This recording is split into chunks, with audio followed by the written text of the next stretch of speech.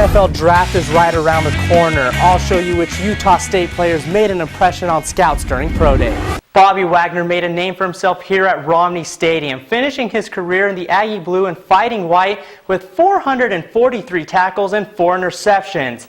Now, he plays at CenturyLink Field, where he is one of the captains and vocal leaders of the fiercest defense in the NFL. I'm going to drive on 10th West, starting at 200 North, to the intersection of Highway 91 and 10th West, and see how long it takes me. And then I'll do the same thing for Main Street. That trip took me 3 minutes and 30 seconds. Now let's do the same thing, but this time taking Main Street. The trip from Main Street took me about 5 minutes and 15 seconds, and that was me getting green lights on 4 of the stoplights. So on another day where you get all red, the trip is definitely going to be longer. With the 47th pick in the 2012 NFL Draft, the Seattle Seahawks select Bobby Wagner, linebacker, Utah State. Bobby Wagner exploded onto the NFL scene in his first 2 seasons in the league with 260 tackles, 5 interceptions, and even came in second place for Defensive Rookie of the Year in 2012. Wagner is the most famous Aggie since Merlin Olsen to make the jump to the NFL, but he hasn't let stardom distract him from where he came from. It feels great, to come back and see them still being successful, with Coach Wells and everything. It's good to see. Ranked up by the preseason WAC Defensive Player of the Year, Bobby Wagner. During his 4 years at USU, Wagner was the catalyst of the Aggies' defense, winning WAC Defensive Player of the Year honors in his senior season and leading USU to their first bowl game in 14 years. The team's still doing good, defense is still doing good, so I'm proud. Bobby Wagner made a name for himself here at Romney Stadium, finishing his career in the Aggie Blue and Fighting White with 443 tackles and 4 interceptions. Now, he plays at CenturyLink Field, where he is one of the captains and vocal leaders of the fiercest defense in the NFL. I expect a lot of tackles, a lot of interceptions, big plays. I just want to be a big key to the defense, and I feel like I'm doing a good job, but I feel like I could do more. Bobby Wagner, the rookie, was all over it, fast and physical inside linebacker. Wagner can become the 4th ever USU player to win a Super Bowl ring and bring the city of Seattle their first ever Super Bowl and their first championship since 1979. I've kind of just always cut hair for fun. People have to take a double take when they see it. Cutting my own hair for so long, I kind of had an affinity for barbering. Oh, I can totally do this. So the more I kept doing it, the more and more motivated I got. He can cut anything and he can make it look good no matter what. He's pretty versatile. I haven't been able to find anyone that's been able to cut my hair in the pictures that I show, except for Gino. Haven't deviated from him since. You create a niche and you create, demand, and people just got to get into you because word of mouth is just going crazy. You got, really differently textured hair, so they're like, we recommend, Gino at the Shear Shack. The most favorite aspect of cutting hair is the people. Tell you what he was doing? Yeah, I was just like, yeah, I could do that.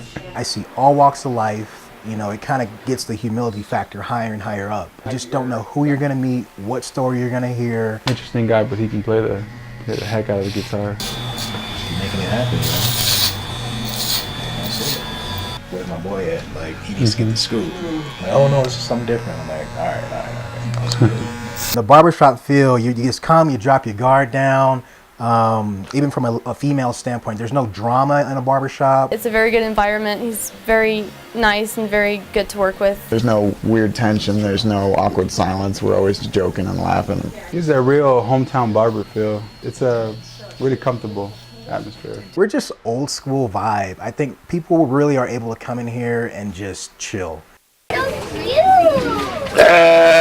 This sheep was just one of the many animals on display for people to see at the American Heritage Center over the weekend. The idea is to let the public in to pet and hold all these cute and cuddly critters. And that's exactly what they did as kids held rabbits, chicks, and ducks. You're a duck whisperer. No. They even got to hold the non-cuddly animals like a snake, salamander, and these tiny turtles. He likes to crawl. If holding animals isn't for you, there was plenty of other activities going on to keep you entertained. We actually have a bucking bull, we have a fishing pond, we have our ponies that are a little small so our younger friends can ride them, and then we have horses that are your regular saddle-side horses. But the star of the show was the Yellowstone bears. People waited in line for almost an hour to just get a glimpse of these adorable animals, and it seemed the wait was well worth it. What was your guys' favorite part about the bears?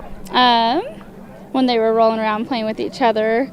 The one tried to get out and he got him and he kind of growled at him. That was cute. Okay. And he bit his toe. They are little and they are cute. But some kids liked the more traditional animals. The horse. The horse? What was your favorite animal? Bunnies. Bunnies? Did you get to play with the bunny? Yeah? Did you hold it? Did it try to run away? No. Playing with furry critters like this may be fun, but there can be a negative side effect to handling so many animals, so it's important to remember to wash your hands once you're done. If you go from one deck to another deck, you might carry something. And so we have hand sanitation units right outside each pen, so as you walk out, you can hurry and put a little squirt of hand sanitizer, rub your hands real quick, and all that germ ickiness is gone. But sometimes parents have to put it in easier terms for their kids to understand why cleaning your hands is important. I just let them know that we don't want to get sick, because then you can't come do fun things like this. And that's exactly what Baby Animal Days is all about, having fun. Jason Borba, ATV News. Against BYU, you got hurt.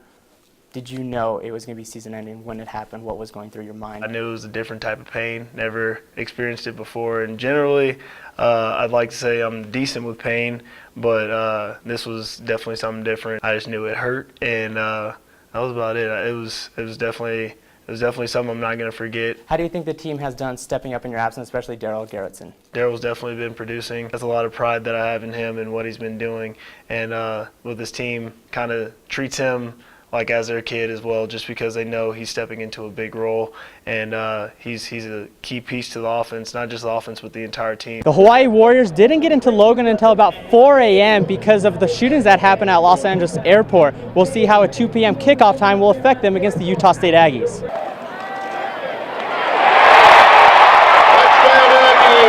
It seemed as though the late arrival hurt Hawaii as USU's Daryl Garrettson finds Bruce Natson for the touchdown on the Aggies' first drive. That was just the beginning for Garrettson, as he would have a huge day throwing the ball, finishing with a freshman record 370 passing yards. We have a freshman who come in here and put on his big boy pants. Garrettson threw 2 more touchdowns, this one to Travis Reynolds. Touchdown, Aggies! And this one to roommate Wyatt Houston.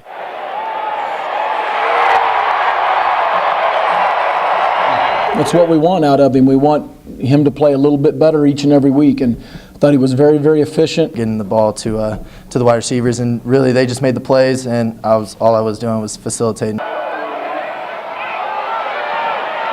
Garrettson wasn't the only one with a monster game. The defense racked up not 1, not 2, but 3 interceptions, including this one by Kyler Fackrell, who takes it to the house as USU rolls 47-10.